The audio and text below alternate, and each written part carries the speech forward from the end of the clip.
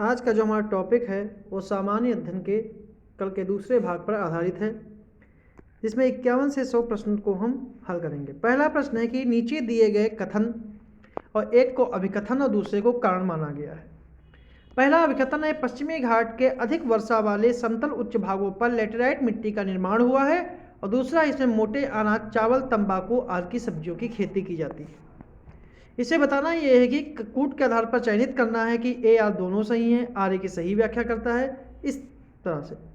तो इसका जो सही जो आंसर है वो आपका है सी ऑप्शन जो है ए सही है, परंतु आर जो है वो गलत है, क्योंकि पश्चिमी घाट अधिक वर्षा वाले समतल उच्च भागों पर लैटेराइट मिट्टी का निर्माण हुआ, ये कथन जो है वो पूर्णतया सही है। जबकि जो लैटेराइट मिट्टी है वह जो है वो चाय, कॉफ़ी, काजू आदि के लिए खेती की जाती है। जबकि मोटे अनाज हो गए, चावल हो गए, तंबाकू हो गई और सब्जियों की खेती के लिए जो है वो लाल मिट्टी जो है वो अधिक उपयुक्त होती है। जबकि लैटेराइट मिट्टी जो है वो चाय, कॉफ़ी और काजू के लिए अधिक उपयुक्त मानी जाती है। अगला प्रश्न है कि पीर पंजाल, धौलाधार, मसूरी, नागटीबा और महाभारत श्रेणियाँ किस हिमालय के अंतर्गत आती हैं? हिमाद्री, शिवालिक, हिमाचल श्रेणी, ट्रांस हिमालय या फिर शिवालिक। तो इसका सही जो आंसर है वो आपका है बी, हिमाचल श्रेणी। लघु हिमालय कहें या मध्य हिमालय, मध्य हिमालय कहें या फिर उसे लघु हिमालय कहें या फिर कहें हिमाचल श्रेणी, ये जो तीनों हैं वो हिमालय पर्वत के ही भाग हैं। इनकी जो औसत ऊंचाई है वो 80 किलोमीटर से लेकर 100 किलोमीटर के आसपास होती है। और किलोमीटर की लंबाई है, चौड़ाई और ऊंचाई की बात करें तो 3700 मीटर से 4500 मीटर तक पाई जाती है। और पीर पंजाल, धौलाधार, मसूरी, नागटीबा और महाभारत ये सभी इसी हिमालय का हिस्सा है। लघु हिमालय में अल्पाइन चारागाह पाए जाते हैं, जिन्हें हम कश्मीर में मर्ग और उत्तराखंड में बुग्याल या पयार कहते हैं। मतलब लघु हिमालय में ही जो अल्पाइन चारागाह पाए जाते हैं उन्हें कश्मीर घाटी में मर्ग जैसे गुलमर्ग और उत्तराखंड में बुग्याल या पयार कहा जाता है। अगला प्रश्न है कि 2011 की जनगणना के अनुसार उत्तर प्रदेश के 0 से 6 आयु वर्ष का लिंगानुपात क्या है? ऑप्शन है 912, 902, 897 या फिर 915। तो इसका सही जो आंसर है वो आपका है 902, बी ऑप्शन जो है वो इसका सही है। और 912 जो है, ठीक है, 912 जो लिंगानुपात है जो वयस्क लिंगानुपात है। 2001 और 11 की जनगणना की बात की जाए तो 0 से 6 वर्ष के वर्ग आयु के लिंगानुपात में 14% की कमी दर्ज की गई थी। अगला प्रश्न है, निम्नलिखित में से कौन सा जनपद प्रयागराज के साथ सीमा नहीं बनाता है? इसका सही जो आंसर है ऑप्शन है कौशाम्बी, जौनपुर, सोनभद्र या फिर मिर्जापुर। तो इसका सही जो आंसर है वो आपका सी है, सोनभद्र, क्योंकि प्रयागराज के साथ सीमा बनाने वाले जिले जो हैं उनमें आता है कौशाम्बी, प्रतापगढ़, जौनपुर, मिर्जापुर और भदोही। इसमें सोनभद्र जो है वो प्रयागराज के साथ सीमा साझा नहीं करता है। अगला प्रश्न है, भारत कला भवन संग्रहालय अवस्थित है? ऑप्शन है आगरा, मेरठ, लखनऊ और वाराणसी। इसका सही आंसर है वो भारत कला भवन जो है वो आपका वाराणसी में स्थित है, और डी ऑप्शन जो है वो इसका सही है। अगला प्रश्न है, सूची 1 और सूची 2 को सम्मिलित करना है, जिसमें कांग्रेस के उत्तर प्रदेश में कांग्रेस के अधिवेशन और उनके वर्ष से संबंधित है कि मेरठ, वाराणसी और इलाहाबाद या लखनऊ का जो है अधिवेशन कहाँ कहाँ हुआ। इसके ऑप्शन जो हैं, जो मेरठ जो अधिवेशन हुआ था वो 1946 में हुआ था। वाराणसी जो अधिवेशन है वो 1905 में हुआ था। इलाहाबाद अधिवेशन जो है वो 1892 में हुआ था और लखनऊ अधिवेशन जो है वो 1936 में हुआ था। इस प्रकार सही जो सुमेलित है वो आपका बी ऑप्शन है। अगला प्रश्न है, निम्नलिखित में से कौन सा एक सही सुमेलित नहीं है? अनुषंगी नगर, गाजियाबाद, परमाणु ऊर्जा केंद्र, नरौरा, वाल्मीकि आश्रम, बिठूर, भारतीय दलहन शोध संस्थान, वाराणसी। जिसका सही जो आंसर है वो आपका है भारतीय दलहन शोध संस्थान जो है वह वाराणसी में ना होकर या कानपुर में स्थित है, कानपुर में स्थित है और बाकी जो हैं वो सही सुमेलित है। अगला प्रश्न है, निम्न महासागरीय धाराओं में से कौन प्रशांत महासागर से संबंधित है? ऑप्शन है कनारी धारा, फॉकलैंड धारा, हम्बोल्ट धारा या फिर लैब्राडोर धारा। जिसका सही जो आंसर है वो आपका है हम्बोल्ट धारा। सी ऑप्शन जो है वो इसका सही है, क्योंकि हम्बोल्ट धारा को ही पेरू की धारा के से भी कहा जाता है, जो दक्षिणी प्रशांत महासागर से संबंधित है और मानसून को प्रभावित करने वाली अल नीनो ला नीना जो परिघटना है वह इसी धारा से संबंधित है। जो फॉकलैंड की बात करें और कनारी और लैब्राडोर, ये तीनों का संबंध जो है वो अटलांटिक महासागर से है। इनका संबंध जो है वो अटलांटिक महासागर से है और ये सभी जो हैं वो ठंडी जलधाराएं हैं। ठीक है। अगला प्रश्न है, सूची 1 और सूची 2 को सम्मिलित करना है कि संप्रदाय उनके संस्थापक से संबंधित है। जैसे बरकरी संप्रदाय, आजीवक संप्रदाय, रामत्व संप्रदाय और अनिश्चयवादी संप्रदाय। जो बरकरी संप्रदाय के संस्थापक हैं उनका नाम है नामदेव, आजीवक संप्रदाय के मखल्ली गोसाल, रामावत के रामानंद और अनिश्चयवादी के संजय बेलुटपुत्र। तो सही जो आंसर है वो आपका है ए ऑप्शन, इसका जो है वो आपका सही है। अगला प्रश्न है, निम्नलिखित में से कौन सा एक सही सुमेलित है नहीं है? उत्तर मीमांसा बादरायण, पूर्व मीमांसा जैमिनीय, वैशेषिक कणाद, सांख्य गौतम। तो इसका सही जो है वो आपका है डी ऑप्शन। सांख्य दर्शन के जो जनक हैं वो गौतम ना होकर कपिल हैं, कपिल हैं और जो गौतम जो हैं वो न्याय दर्शन के जनक हैं। जो न्याय दर्शन है उसके जनक हैं गौतम और सांख्य दर्शन के जो हैं वो आपके कपिल हैं। अगला प्रश्न है, निम्न युग्मों पर विचार कीजिए और कौन सा सही सुमेलित है? विष्णु पुराण, मौर्य वंश, मत्स्य पुराण, शुंग वंश, वायु पुराण, गुप्त वंश। तो इसका सही कूट के आधार पर चयनित करना है।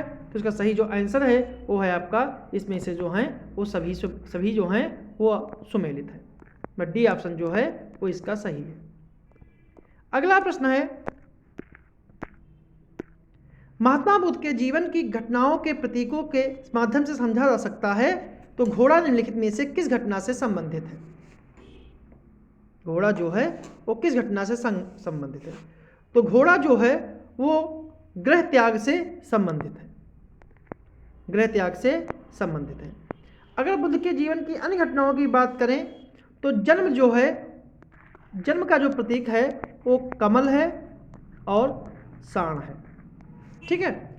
और निर्वाण का जो है वो है उनका पद चिन्ह, निर्वाण का जो है वो पद चिन्ह है और ज्ञान का जो है वो है पीपल।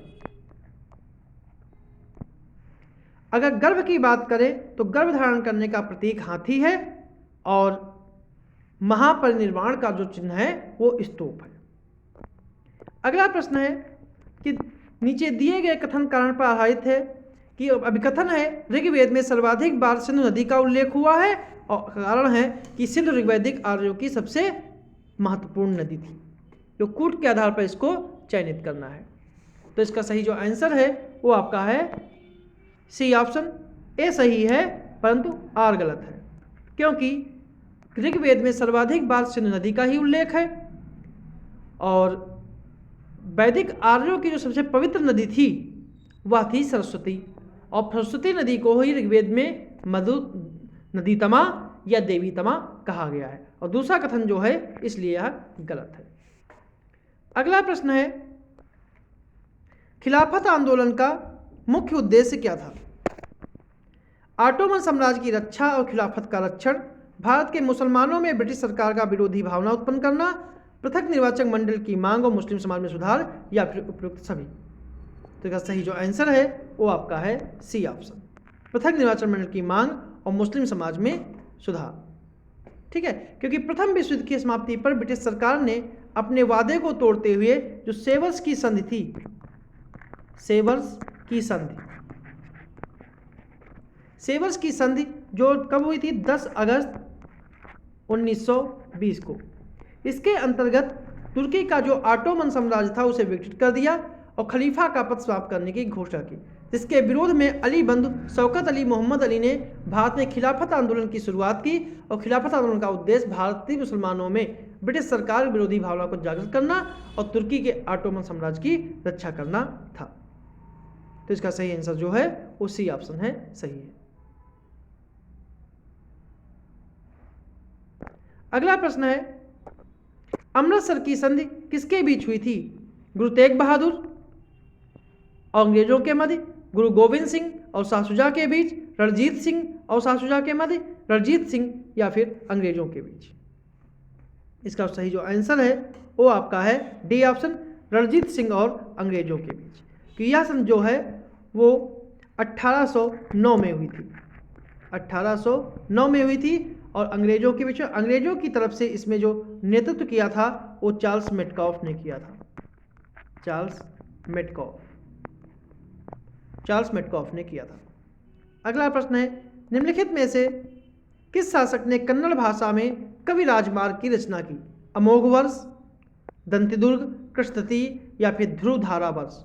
जिसका सही जो आंसर है वो आपका है ए ऑप्शन, अमोघ वर्ष। अमोघ वर्ष राष्ट्रकूट शासक था। इसने कन्नड़ भाषा में कवि राजमार्ग की रचना की और जिनसेन और महावीराचार्य जैसे विद्वान लेखकों को ही इसने आश्रय प्रदान किया था। और कृष्णतती जो है वो राष्ट्रकूट वंश का अंतिम महान शासक था। अगला प्रश्न है, 10 कुमार चरित्र के लेखक दंडी निम्नलिखित में से किस शासक के दरबार में रहते थे? ऑप्शन है सोमेश्वर चतुर्थ, नरसिंह वर्मन द्वितीय, महेंद्र वर्मन या फिर मयूर शर्मन। इसका सही जो आंसर है वो आपका है बी ऑप्शन, नरसिंह वर्मन द्वितीय। पल्लव वंश का महान शासक जो नरसिंह वर्मन द्वितीय था, अरब आक्रमण के समय यही शासक था और नरसिंह वर्मन द्वितीय ने ही कांची के कैलाशनाथ मंदिर का निर्माण करवाया था और 10 कुमार चरित्र के लेखक दंडी इन्हीं के दरबार में थे। अगला प्रश्न है, निम्नलिखित में से उनकी उच्च गजलों के कारण भारत का सादी कहा जाता है? शेख सलीम चिश्ती, अमीर खुसरो, अमीर हसन देहलवी या फिर शेख नसरुद्दीन। तो इसका सही जो आंसर है वो है अमीर हसन देहलवी। अमीर हसन देहलवी को उच्च गजलों के कारण भारत का सादी कहते थे और जो देहलवी थे ये निजामुद्दीन औलिया के जो हैं वो शिष्य थे। अगला प्रश्न है, निम्नलिखित में से कौन सा सही सुमेलित नहीं है? हुमायूंनामा, अकबरनामा, ताबकात अकबरी या तुजुक ए बाबरी। तो इसका सही जो आंसर है वो आपका डी है कि तुजुक ए बाबरी जो है उसके लेखक मिर्जा अहमद ना होकर ये आत्मकथा है वह बाबर की है, इसलिए डी ऑप्शन जो है वो गलत है। अगला प्रश्न है कि एला सापिल की संधि का संबंध किससे है? कर्नाटक का प्रथम युद्ध, कर्नाटक का द्वितीय युद्ध, प्रथम आंग्ल बर्मा युद्ध या प्रथम आंग्ल अफगान युद्ध। इसका सही जो आंसर है वो है आपका ए ऑप्शन, प्रथम कर्नाटक युद्ध जो हुआ था 1746 से 1748 के बीच हुआ था और यह ऑस्ट्रिया के उत्तराधिकार का विस्तार था और यूरोप में जो है ये संधि हुई थी 1748 में। ठीक है, और इसी संधि के फलस्वरूप पहला कर्नाटक युद्ध समाप्त हुआ था। अगला प्रश्न है, निम्नलिखित में से कौन सा सही सुमेलित नहीं है? Sharda act, native marriage act, शिशुवध प्रतिबंध या फिर एज ऑफ कॉन्सेंट एक्ट। तो इसका सही जो आंसर है वो आपका है सी ऑप्शन, शिशुवध प्रतिबंध। क्योंकि शिशुवध प्रतिबंध जो है वह 1700 प्रतिबंध जो है उसका प्रतिबंध लॉर्ड कैनिंग ने लगाया था। इसका प्रतिबंध जो है वो लॉर्ड वेलेजली ने लगाया था, लॉर्ड वेलेजली ने लगाया था। और वेलेजली का जो कार्यकाल है 1798 से लेकर 1805 तक वेलेजली भारत का गवर्नर रहा था। अगला प्रश्न है, स्वदेश बांधो समिति का गठन किसने किया? असहयोग आंदोलन के दौरान, सविनय अवज्ञा के दौरान, नील आंदोलन के दौरान या स्वदेशी आंदोलन के दौरान? इसका सही आंसर है वह आपका है डी ऑप्शन, स्वदेशी आंदोलन के दौरान। और इसका गठन जो है वह 1905 में किया गया था, मतलब कि स्वदेशी आंदोलन के दौरान लोगों को समर्थन हासिल करने के लिए। अगला प्रश्न है, कौन सा सही सुमेलित नहीं है? सोमेश्वर, आमुक्त माल्यदा, भोजदेव, मानसोल्लास, कृष्णदेवराय, सम्रांगण, सूत्रधार, महेंद्र वर्मन, मत्तविलास प्रहसन। जिसका सही जो आंसर है वो है आपका महेंद्र वर्मन, मत्तविलास प्रहसन, यही सुमेलित है। जबकि कहें अक्त आमुक्त माल्यदा के रचनाकार जो हैं वो कृष्णदेव राय हैं, इसके हैं कृष्णदेव राय। और मानसोल्लास के जो लेखक हैं, मानसोल्लास के ये हैं सोमेश्वर थर्ड। और सम्रांग सूत्रधार के लेखक जो हैं वो हैं भोजदेव। तो अगला प्रश्न है, निम्नलिखित में से किसने गांधी इरविन समझौते को महात्मा गांधी के लाभ को सांत्वना पुरस्कार कहा था? मोहम्मद अली जिन्ना, सुभाष चंद्र बोस, एलन कैंपबेल या फिर विंस्टन चर्चिल? जिसका सही जो आंसर है वो आपका है सी ऑप्शन। ठीक है, गांधी इरविन समझौता जो है वो 5 मार्च 1931 को हुआ था। ठीक है, और इरविन के जीवनीकार मतलब कि जो कैंपबेल हैं इन्होंने लॉर्ड इरविन की जीवनी लिखी है। लॉर्ड इरविन के जीवनीकार कैंपबेल जॉनसन ने इस समझौते में महात्मा गांधी के लाभों को सांत्वना पुरस्कार और इरविन के एकमात्र आत्मसमर्पण के रूप में कहा है। अगला प्रश्न है, 1942 में कांग्रेस के बंबई अधिवेशन में किसके द्वारा भारत छोड़ो प्रस्ताव प्रस्तावित किया गया था? सरदार पटेल, जवाहरलाल नेहरू, महात्मा गांधी या फिर जेबी कृपलानी? इसका सही जो आंसर है वो आपका है बी, जवाहरलाल नेहरू। क्योंकि जवाहरलाल नेहरू द्वारा भारत छोड़ो प्रस्ताव प्रस्तावित किया गया था और सरदार वल्लभ भाई पटेल द्वारा अनुसमर्थित किया गया था। अगला प्रश्न है, गांधीवादी अर्थव्यवस्था किस पर आधारित है? प्रतिस्पर्धा पर, राज नियंत्रण पर, न्यास पर या फिर इनमें से कोई नहीं? इसका सही जो आंसर है वो आपका है सी, न्यास पर। क्योंकि गांधीवादी विचार अर्थव्यवस्था जो है वो ट्रस्टीशिप न्यास पर आधारित है और महात्मा गांधी द्वारा इस सामाजिक आर्थिक अवधारणा में यह विचार प्रस्तुत किया गया है, धनी व्यक्ति आम जनों के कल्याण के लिए न्यासों के न्यासी के रूप में कार्य करे। अगला प्रश्न है, अकबर के द्वारा चलाया गया सबसे बड़ा सोने का सिक्का था? मुहर, इलाही, जलाली या फिर संसद? इसका सही जो आंसर है वो आपका है डी, संसद। संसद जो था वो अकबर का सबसे बड़ा सोने का सिक्का था जो कम से लगभग 101 तोले का था। अकबर ने अपने शासनकाल के प्रारंभ में ही मुहर नामक सिक्का चलाया था, सोने का सिक्का, जो मुगल काल का सबसे अधिक प्रचलित सिक्का था। अकबर ने ही सोने का सिक्का इलाही चलाया था और यह 10 रुपये का मूल्य बराबर होता था और इसका आकार गोलाकार था। अगला प्रश्न है, मज्म उल बहरीन किसकी रचना है? अबुल फजल, बादायूनी, दारा सिको या फिर फैजी?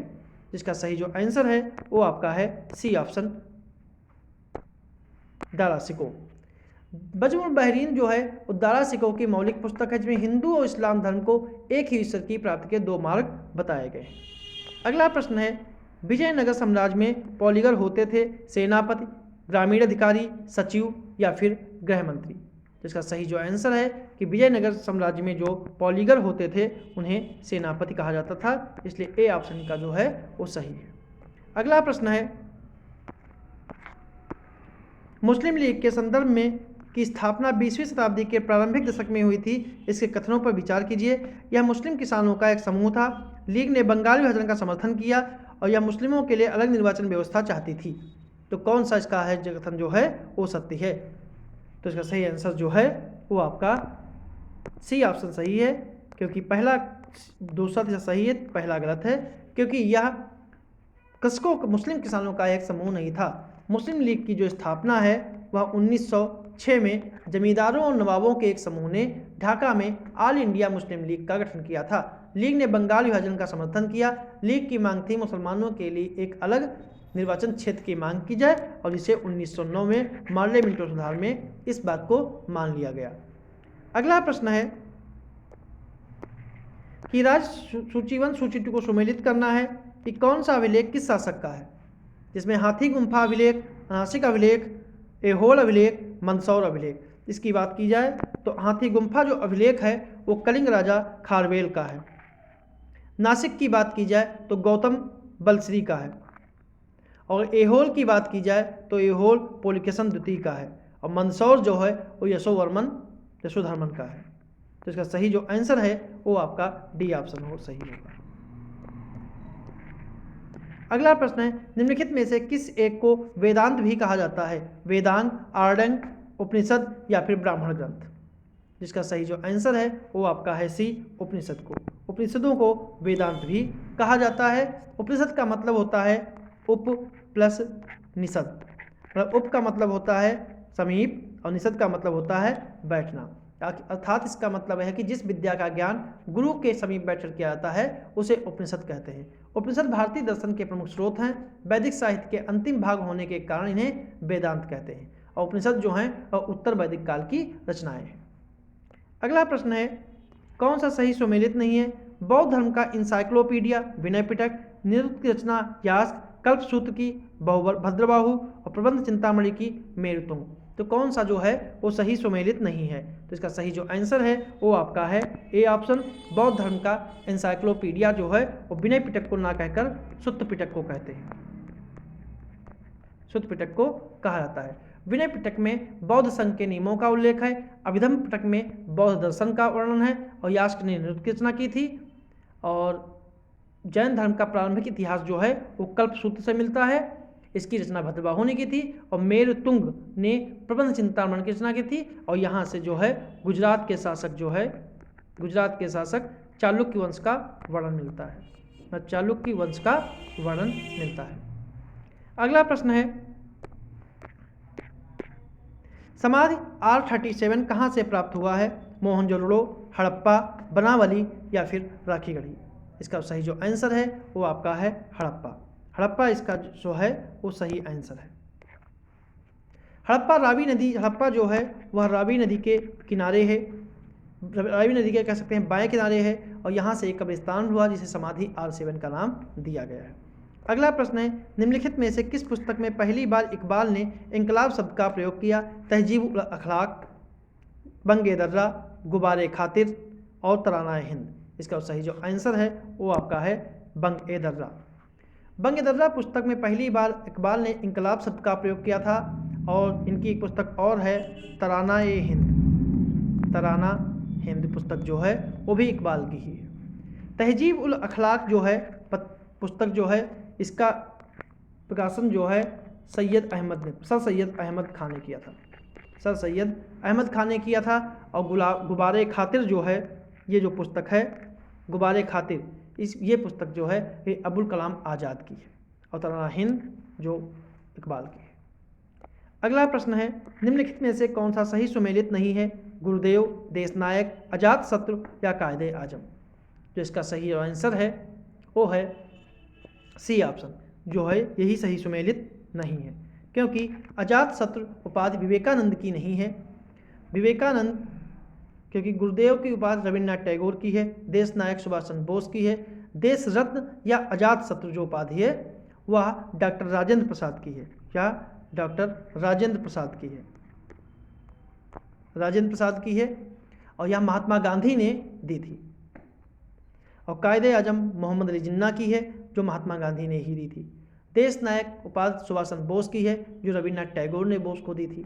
और गुरुदेव की उपाधि रविन्द्रनाथ टैगोर की है जो महात्मा गांधी ने टैगोर को दी थी। अगला प्रश्न है निम्नलिखित में से किस युद्ध के दौरान डचों का भारत से अंतिम रूप से पतन हो गया, बेदरा का युद्ध, अडियार का युद्ध, वांडीवास का युद्ध या फिर द्वितीय कर्नाटक युद्ध। इसका सही जो आंसर है वो आपका है बेदरा का युद्ध। बेदरा का युद्ध जो है वो 1759 में हुआ था। बेदरा का युद्ध 1759 में हुआ था अंग्रेजों और डचों के बीच। इस युद्ध में डच पराजित हुए और उनका भारत से अंतिम रूप से पतन हो गया।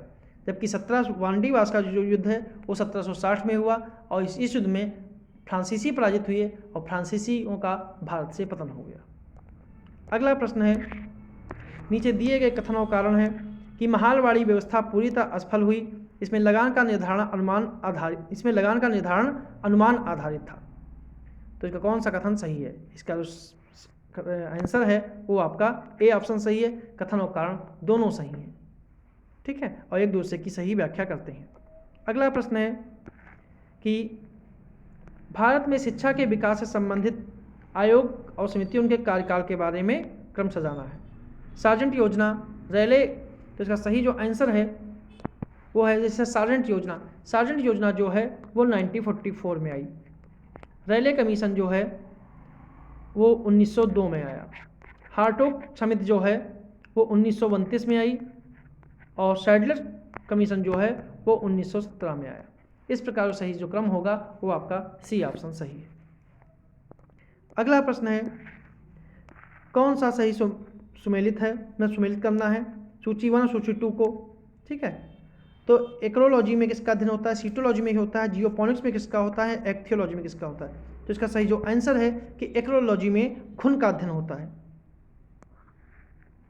सीटोलॉजी में व्हेल और डॉल्फिन का अध्ययन होता है, जियोपोनिक्स में कृषि का अध्ययन होता है और इकोथोलॉजी में मछली का अध्ययन होता है।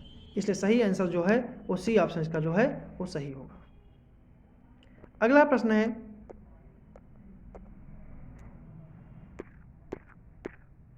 नीचे दिए गए कथन है, इसमें एक को अभिकथन दूसरे को कारण कहा गया है कि किसी पिंड का भार भूमध्य रेखा पर न्यूनतम ध्रुवों पर सर्वाधिक होता है और गुरुत्वीय त्वरण का मान भूमध्य रेखा पर सबसे कम और ध्रुवों पर सर्वाधिक होता है। तो कौन सा कथन जो है वो सही है, कूट के आधार पर आंसर देना है। Question number 93। तो इसका सही जो आंसर है ए और आर दोनों कथन सही हैं और उसकी सही व्याख्या करते हैं। अगला प्रश्न है, सॉरी कुछ प्रश्न छूट गए हैं, कि निम्नलिखित में से किसी एक की उपस्थिति के कारण फोटोक्रोमेटिक कांच धूप में स्वतः काला हो जाता है। ऑप्शन है cobalt oxide, selenium oxide, silver bromide या फिर क्यूप्रस ऑक्साइड। जिसका सही जो आंसर है वो आपका है सी, सिल्वर ब्रोमाइड। अगला प्रश्न है कि हाइग्रोमीटर के संबंध में निम्नलिखित में से कौन सा सत्य है। इसमें तरल पदार्थों का आपेक्षित घनत्व मापा जाता है और यह प्लवन के सिद्धांत पर कार्य करता है। तो कौन सा कथन सत्य है, केवल एक, केवल दो, दोनों या फिर दोनों नहीं। इसका सही जो आंसर है वो आपका है सी ऑप्शन, दोनों। ए और दो में ए और बी दोनों सही हैं। अगला प्रश्न है 94 कि यदि पृथ्वी का गुरुत्वाकर्षण बल अचानक लुप्त हो जाए तो निम्नलिखित में से कौन सा एक परिवर्तन होगा। वस्तु का द्रव्यमान शून्य हो जाएगा, वस्तु का भार शून्य हो जाएगा, वस्तु का भार द्रव्यमान दोनों शून्य हो जाएंगे या फिर वस्तु के भार और द्रव्यमान पर कोई प्रभाव नहीं पड़ेगा। तो सही जो आंसर है कि वस्तु का भार जो है वो शून्य हो जाएगा। बी ऑप्शन जो है वो इसका सही है। अगला प्रश्न है कि निम्नलिखित कथनों पर विचार कीजिए कि वायुमंडल के प्रकाश का विसरण का कारण धूल है और लाल रंग के प्रकाश का तरंगदैर्घ्य सबसे अधिक होता है और बैंगनी रंग के प्रकाश का तरंगदैर्घ्य सबसे कम होता है। तो इसका जो कौन सा असत्य कथन है, तो 1 और 3, 1 और 2, 2 और 3 या फिर इनमें से कोई नहीं। जिसका सही जो आंसर है वो आपका है डी ऑप्शन, इनमें से कोई नहीं, क्योंकि इसके सारे कथन जो हैं वो सत्य हैं और असत्य कथन इसमें से कोई नहीं है। अगला प्रश्न है, क्रायोजेनिक ताप से आशय है 150 सेंटीग्रेड से कम ताप, 150 सेंटीग्रेड से अधिक ताप, 273 सेंटीग्रेड से कम ताप या -150 सेंटीग्रेड से कम ताप। तो इसका सही जो आंसर है वो आपका है डी, क्योंकि 150 सेंटीग्रेड से लेकर -273 सेंटीग्रेड तक के तापमान को क्रायोजेनिक तापमान कहते हैं। इसका प्रयोग रॉकेट प्रौद्योगिकी में किया जाता है। अगला प्रश्न है, फ्यूज तार का अधिक विद्युत धारा के प्रवाहित होते ही गर्म होकर पिघल जाता है क्योंकि यह निम्न गलनांक वाली धातु का बना होता है, यह उच्च गलनांक वाली धातु का बना होता है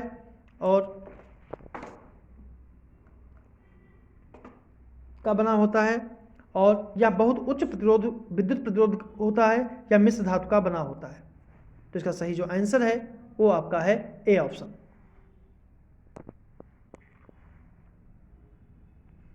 अगला प्रश्न है कि निम्नलिखित में विचार करिए व्यापारिक नाम और रासायनिक नाम, जैसे यूरिया को कार्बामाइड कहते हैं, फिनाल को हाइड्रोक्सी बेंजीन कहते हैं, लाल सिंदूर को लेड टेट्राक्साइड कहते हैं। तो कौन सा इसमें जो है वो सही सम्मिलित है? केवल 1 3 2 3 1 2 3 या इनमें से कोई नहीं। तो सही जो आंसर है वो आपका है सी ऑप्शन, इनमें से जो है वो सही सम्मिलित है। अगला प्रश्न है कि पादपों और बीजों के फलियों में एमाइलेज के रूप में स्टार्च होता है, डाइसैकेराइड, मोनोसैकेराइड, पॉलीसैकेराइड या फिर इनमें से कोई नहीं। इसका सही जो आंसर है वो आपका है सी ऑप्शन, पॉलीसैकेराइड। पॉलीसैकेराइड जो होता है वह एक स्टार्च रूप में होता है। स्टार्च जो है एक पॉलीसैकेराइड है। जो स्टार्च है वो है C6H10 और O5 जो है वो एक पॉलीसैकेराइड कार्बोहाइड्रेट है। आज का आखिरी प्रश्न है कि पानी को शुद्ध करने के लिए आमतौर पर इस्तेमाल किया जाने वाला रासायनिक तरीका कौन सा है? शीत निष्क्रियता, उत्खनन, क्लोरीनीकरण या फिर अनाइट्रीकरण। जिसका सही जो आंसर है वो आपका है सी, क्लोरीनीकरण। ठीक है। क्लोरीन, ओजोन और परमैंगनेट को मिलाकर जल को रोगाणु मुक्त किया जाता है। तो ये थे हमारे आज के 50 प्रश्न।